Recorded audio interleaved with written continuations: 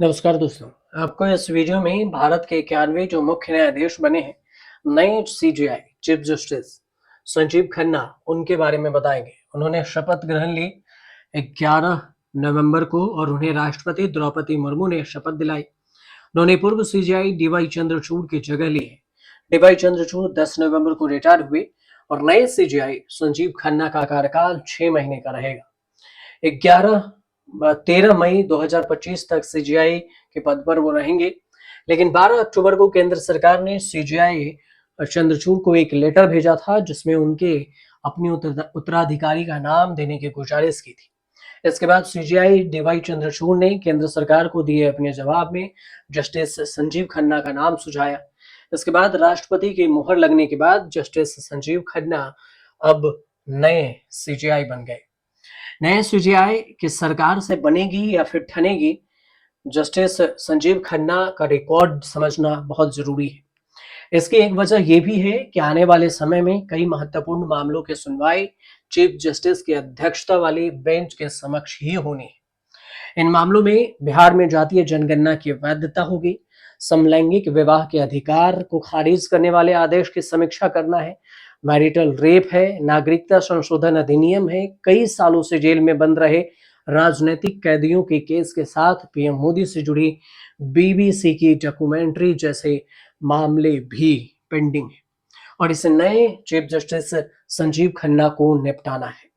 संजीव खन्ना पहचान स्पष्ट रूप से जो बात है वो फैसला लेने वाले जज के तौर पर होता रहा है कि स्पष्ट रूप से वो फैसला लेते हैं। इसके अलावा चुनाव आयोग नियुक्ति अधिनियम 2023 को सुप्रीम कोर्ट में चैलेंज किया। इस मामले की भी सुनवाई नए चीफ जस्टिस संजीव खन्ना की बेंच ही करेगी, जो सुप्रीम कोर्ट में इस संबंध में कई याचिकाएं दाखिल की गई है। ऐसे में चीफ जस्टिस की अध्यक्षता वाली बेंच इस मामले में क्या फैसला करेगी, इस पर सबकी निगाहें टिकी रहेंगी। जस्टिस खन्ना अदालत में लंबे मामलों की संख्या में कमी लाने पर जोर देते हैं। इसके अलावा उनका जो न्याय मुहैया कराने में तेजी भी रहता है। ऐसे में अब देखना ये भी होगा कि जजों की नियुक्ति पर कॉलेजियम की सिफारिश में केंद्र सरकार की तरफ से देरी और अन्य मामलों में सरकार का रुख और सीजीआई की राय कैसी होती है। इसी आधार पर यह तय होगी कि सरकार के साथ उनकी बनेगी या फिर ठनेगी। ये भी जान लीजिए कि पहले ही दिन 45 से ज्यादा मामलों के निपटारा संजीव खन्ना ने शपथ लेते ही कर दिया। संजीव खन्ना धर्मनिरपेक्षता के मुद्दे पर एक मामले में स्टैंड क्लियर कर चुके हैं। पिछले महीने ही मामले की सुनवाई के दौरान संजीव खन्ना के बेंच ने कहा था कि धर्मनिरपेक्षता हमेशा से संविधान के मूल ढांचे का हिस्सा रही है। अगर समानता के अधिकार और संविधान में प्रयुक्त बंधुत्व शब्द को सही से देखा जाए तो इस बात का स्पष्ट संकेत मिलता है कि धर्मनिरपेक्षता को संविधान की मुख्य विशेषता माना गया है।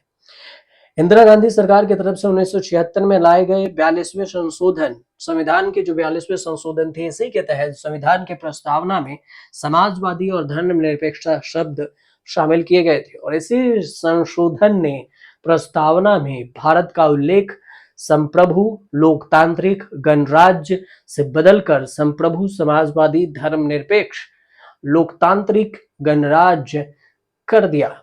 नए CJI Sanjiv Khanna open jail के पक्षधार हैं।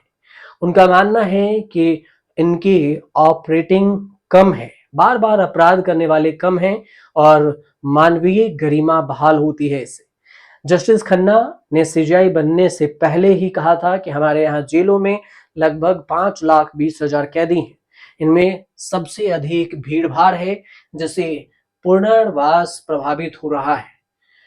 पूरे भारत में 51 खुली जेल के साथ एक प्रगतिशील दृष्टिकोण आकार ले रहा है। जस्टिस संजीव खन्ना दिल्ली के रहने वाले हैं और उन्होंने अपनी पूरी पढ़ाई दिल्ली से ही की। उनका जन्म 14 मई 1960 को हुआ था। संजीव खन्ना के पिता भी जस्टिस देश राज खन्ना दिल्ली हाई कोर्ट के जज के पद पर रिटायर हुए थे। जस्टिस संजीव खन्ना की मां सरोज खन्ना दिल्ली यूनिवर्सिटी के लेडी श्रीराम कॉलेज से हिंदी में लेक्चरर थी। संजीव खन्ना अपनी स्कूली शिक्षा दिल्ली के मॉडर्न स्कूल से की। स्कूली शिक्षा के बाद उन्होंने दिल्ली विश्वविद्यालय के फैकल्टी ऑफ लॉ के कैंपस लॉ सेंटर से कानून की पढ़ाई की। जस्टिस संजीव खन्ना का लीगल करियर 4 दशक से अधिक का रहा है। साल 1983 से दिल्ली बार काउंसिल में शामिल हुए। इसके बाद उन्होंने दिल्ली हाई कोर्ट में जाने से पहले दिल्ली के 30 हजारी डिस्ट्रिक्ट कोर्ट में प्रैक्टिस की। सुप्रीम कोर्ट में 18 जनवरी 2019 को जज के रूप में शपथ लेने के बाद वह 456 बेंच का हिस्सा रह चुके हैं और इस दौरान उन्होंने 117 फैसले भी लिखे।